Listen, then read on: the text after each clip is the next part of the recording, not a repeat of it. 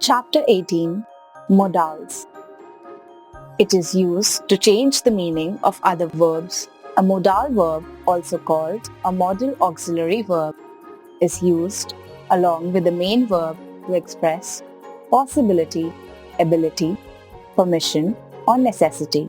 For example, in the statement, "You must leave," must is a modal verb, indicating that it's necessary for the subject, you, to perform the action of the verb, leave. The modal verb, will, is used to form the future tense, indicating an action that has not yet occurred.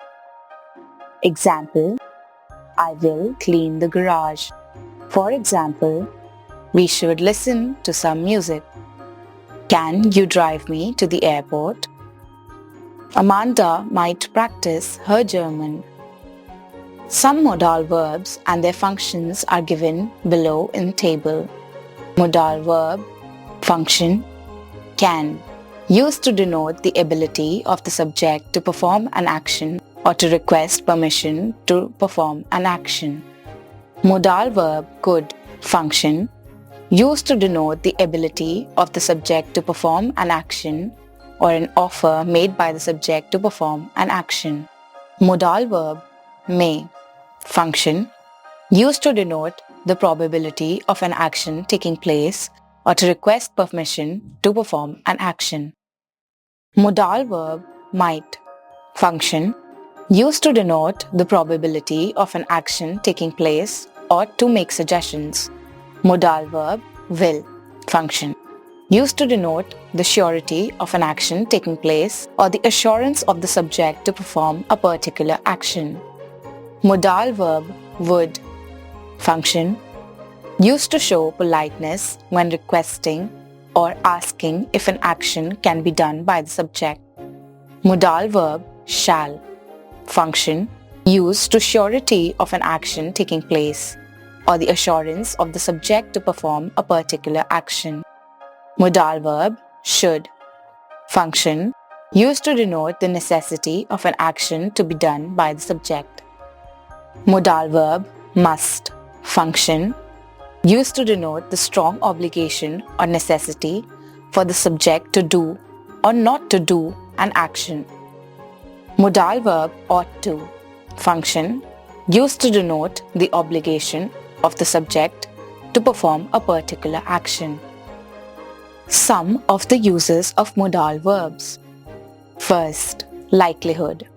Some things seem likely to be true but can't be stated as definite facts.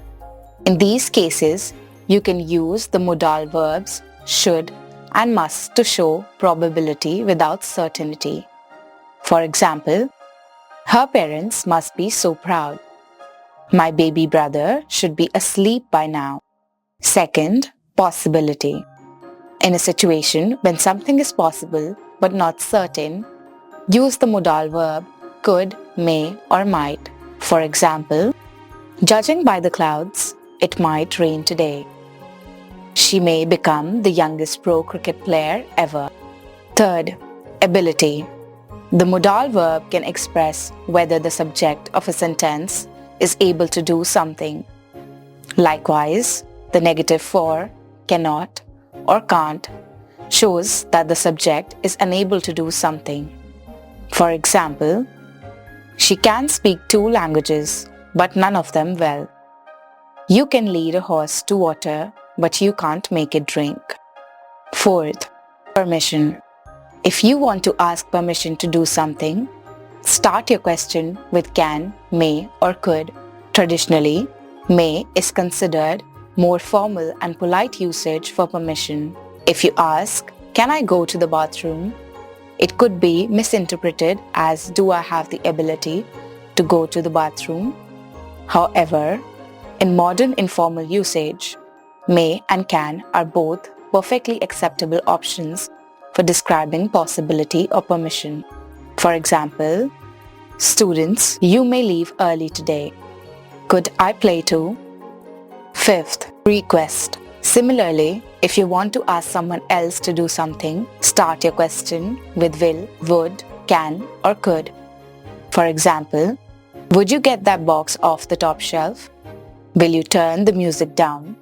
Sixth suggestion or advice. What if you want to recommend a course of action but not command it? If you're giving suggestions or advice without ordering someone around, you can use the modal verb should. For example, you should try the lasagna. That guy should wear a decent dress. Seventh, command. On the other hand, if you want to command someone, use the modal verb must, have, or need. With the latter two, the main verb does not drop the word to or its initiative form. For example, you need to be here before 9 a.m. You must wash your hands before cooking. Eighth, obligation or necessity. Modal verbs can express a necessary action, such as an obligation, duty, or requirement. Likewise, the negative forms express that an action is not necessary. Use the same modal verbs as with commands: must, have, and need. For example, you don't need to come if you don't want to. We have to wait for the train to arrive. Ninth, habit. To show an ongoing or habitual action, something the subject does regularly, you can use the modal verb would for the past tense and will for the present and future. The phrase used to is also acceptable when you're talking about a habit in the past. For example, I will arrive early to every meeting and leave late. When I lived alone, I would fall asleep with music.